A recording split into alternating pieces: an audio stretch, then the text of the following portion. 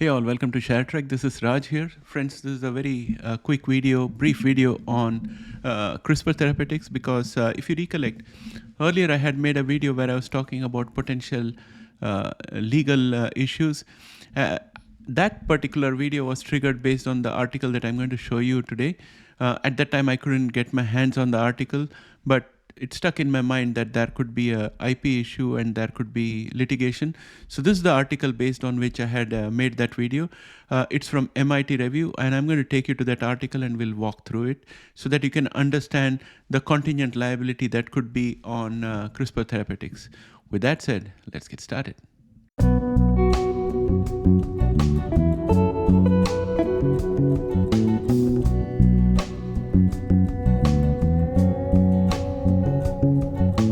Welcome back, friends. Let me take you to the article that I'm discussing today. It's from MIT Review. This is the article which actually triggered off my original video.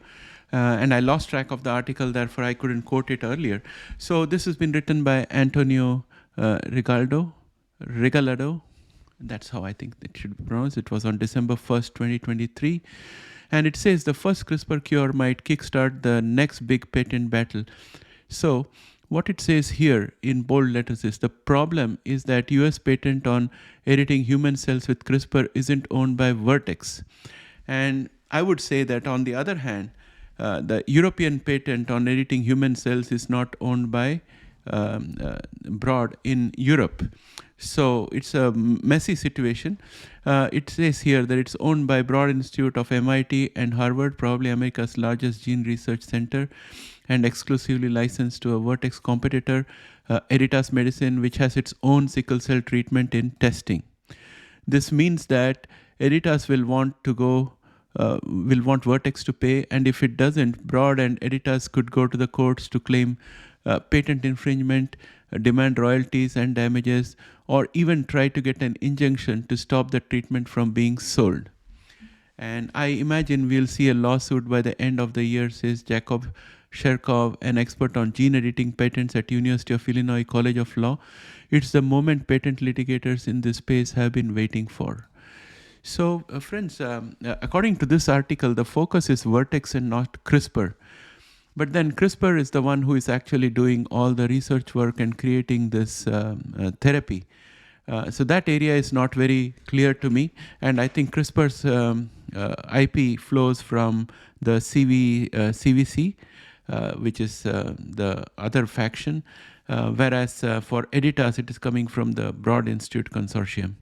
So that's how I see this. And now for some disclaimers, he says that now, yes, I work for MIT, number one. I don't benefit directly from the CRISPR patents, but others around here do.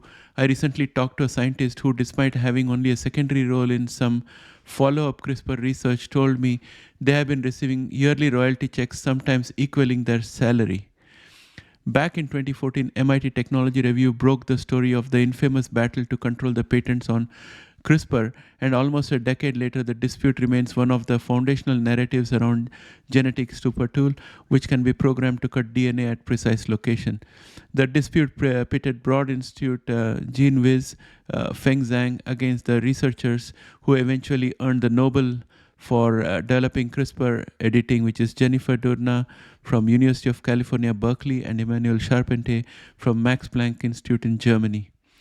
So they may have the Nobel Prize, but Zhang's head-turning claim that he was the real inventor of CRISPR genome editing has so far won out in the US, despite vigorous and ongoing efforts by Berkeley at appeals. Although Broad's intellectual property quest got little result in Europe, its CRISPR patent still reigns supreme here, the world's largest drug market. So I think this is going to be a very messy situation. And I don't know how it's going to turn up, but these kind of things can be called as contingent liabilities in case of balance sheets. So he's saying that, and really, what's the point of such a hard-won triumph unless it is to enforce your rights? Honestly, this train has been coming down the track since at least 2014, if not earlier. We are at the collision point. I struggle to imagine there's going to be a diversion. Brace for impact. That's what the legal expert from University of Illinois is saying. And the Broad Institute didn't answer any of my question, and a spokesman for MIT didn't even reply to my email. That's not a surprise. Private universities can be exceedingly obtuse when it comes to acknowledging their commercial activities. They are supposed to be centers for free inquiry and humanitarian intentions. So if employees get rich from biotechnology, and they try to do it discreetly. So that's what he's saying. Now, what can happen? The author goes on to say Vertex can certainly defend itself. It's a big, rich company, and through its partnership with Swiss firm CRISPR Therapeutics, a biotech founded by Charpentier, Vertex has access to the competing set of intellectual property claims, including those of UC Berkeley, which, though bested by Broad in the US, hold force in Europe and can be used to throw up a thicket of counter-arguments. Vertex could also choose to pay royalties. To do that, it would have to approach Editas, the biotech co-founded by Zhang and Church in Cambridge, Massachusetts, which previously bought exclusive rights to the Broad patents on CRISPR in the area of human treatments, including sickle cell therapies. It's pretty clear Editas would like to ink a deal. On November 14th at a meeting with stock analysts. Editas CEO Eric Lucera said his company has at least 2 people working pretty much full-time, making calls and trying to get other companies developing CRISPR treatments to pay up. Indeed, he said cashing in on the patents and bringing in revenue for them is a pillar of the Editas business model. I think it's a lot of companies that are probably going to have a conversation with us about using our license from a freedom to operate standpoint, and we are open to those discussions, Lucera told analysts. We are not talking about any particular licenses until they are signed, but I think you all know the companies that are out there. You know who you are, Vertex Pharmaceuticals, the Tug Fedora for emphasis. So basically, I think Editas is looking at it as a revenue model. I had heard quotes earlier from Feng Zhang saying that we are all academic community, and we should just compromise and share the IP. So probably that's what Broad Institute might do when push comes to shove.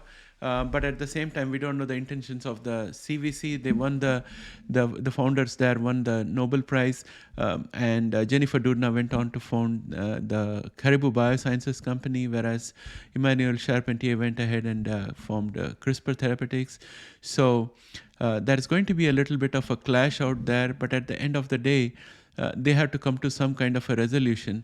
And I think that CRISPR Therapeutics still will have value because they have implemented the solution, and Vertex will probably have to cough up some money here and there. Editas, I think, on its part, will probably have to dilute its expectations for revenue, because if a compromise comes through, whatever is the revenue in Europe might be offset against the revenue in the US. And I don't know about the worldwide patents. They are all over the place.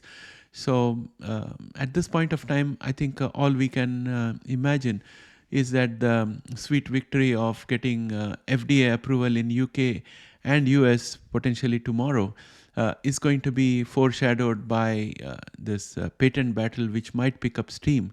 And Vertex will be at the helm trying to resolve this issue. And CRISPR Therapeutics has got a whole lot of other collaborations, and it has got other owned therapies which are in the works, in the pipeline, going through clinical trials. So what happens here will be a signal to other companies which are collaborating with CRISPR Therapeutics, and also for CRISPR's fully owned therapies. So I think the best outcome would be for both of them to come with a kind of a compromise and come up with a plan for giving out future licenses jointly, and agreeing to treat the current licenses that have been awarded as grandfathered and stay out of each other's track. And that way, I think all the companies can continue to maintain their share value and build up value going forward in the future. So that's what I'm thinking. Let's see what happens. So that's all I wanted to say, my friends. This is Raj signing off. I'll catch up with you again in the next video. Bye for now.